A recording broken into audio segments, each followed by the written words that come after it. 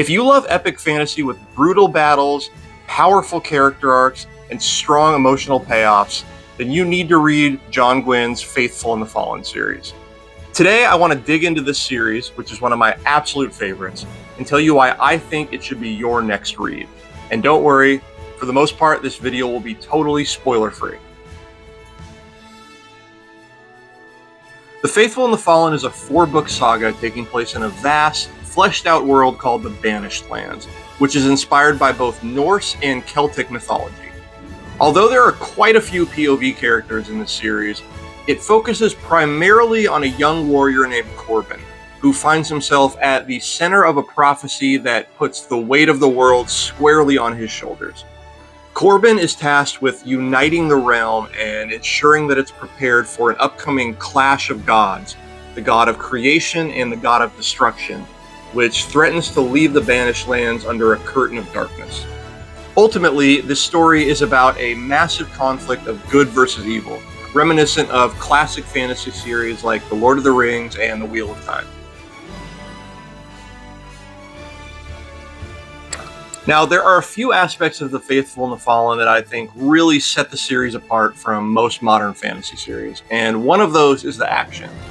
Specifically, the abundance of massive battles and the intense combat scenes. Now, John Gwynne knows fighting. The man has a genuine passion for Viking-era weaponry and armor, and that passion absolutely shows up in the pages of the series. The combat scenes, which occur frequently, bring you right down onto the battlefield. The action of these scenes is visceral and intense and cinematic, and all of the combat feels extremely realistic, which adds another level of immersion to the story. The Faithful and the Fallen also dives into the specific details of warfare and battlefield tactics far more than your average fantasy series. Honestly, by the time you've finished Wrath, there's a good chance that you will feel ready to serve as a battlefield commander. Plus, this level of detail makes the stakes of the battles feel that much more real and devastating. The Faithful and the Fallen has a huge cast of POV characters, far larger than most fantasy series. And despite the story focusing on a relatively black and white conflict of good versus evil, the characters in the series are very complex and, in some cases, morally gray. So, without getting into any spoilers, I just wanted to touch on a few characters in particular who I think have excellent arcs. First up, Veritas. Now, Veritas is a skilled swordsman who wants to step outside of his brother's shadow and make a name for himself.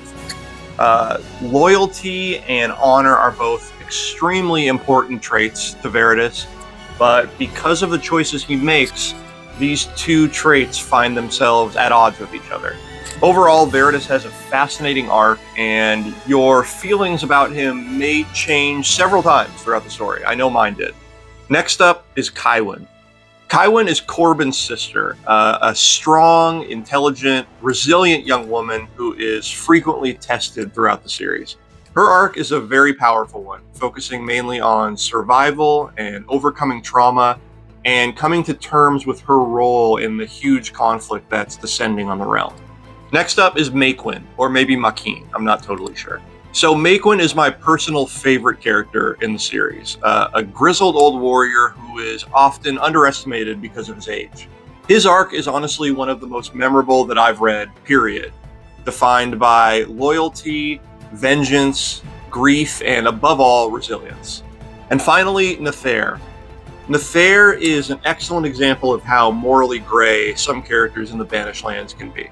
Now, Nethair strives to be a great ruler of men, but his arc shows us just how much pride can corrupt and how allowing yourself to be guided by the wrong forces can set you far astray from the path that you intended to walk.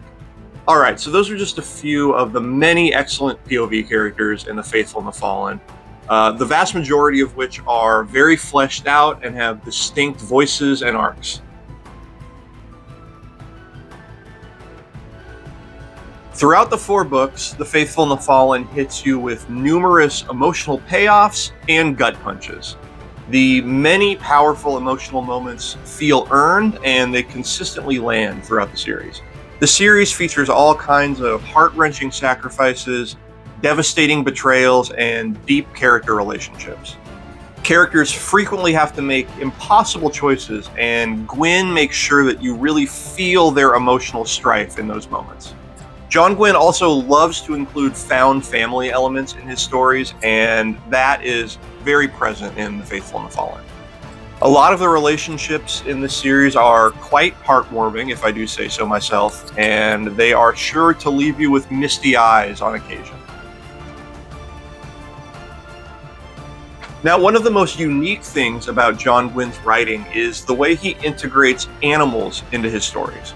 In The Faithful and the Fallen, the many creatures of the Banished Lands play a huge role, ranging from loyal wolf companions to cheeky talking ravens.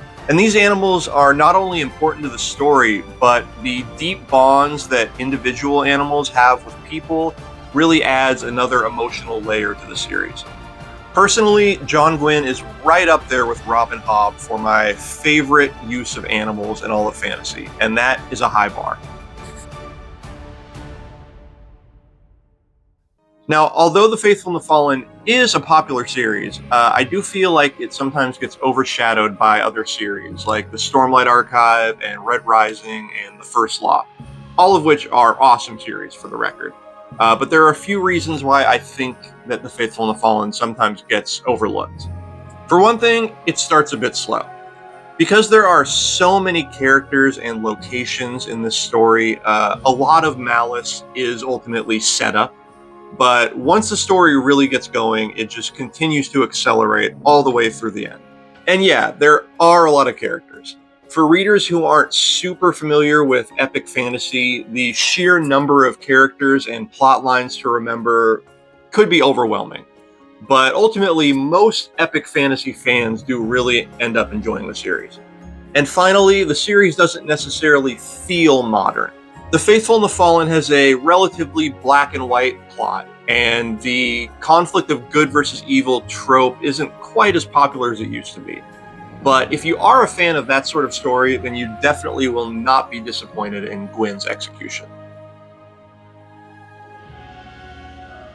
Generally, fans of classic epic fantasy and lovers of intense action will really enjoy The Faithful and the Fallen. And there tend to be quite a few crossover fans from series like The Bound and the Broken by Ryan Cahill, the Lycanius trilogy by James Islington, the Stormlight Archive by Brandon Sanderson, the Powder Mage trilogy by Brian McClellan, and The Burning by Evan Winter, just to name a few. Ultimately, The Faithful and the Fallen is a perfect series to scratch that classic epic fantasy itch.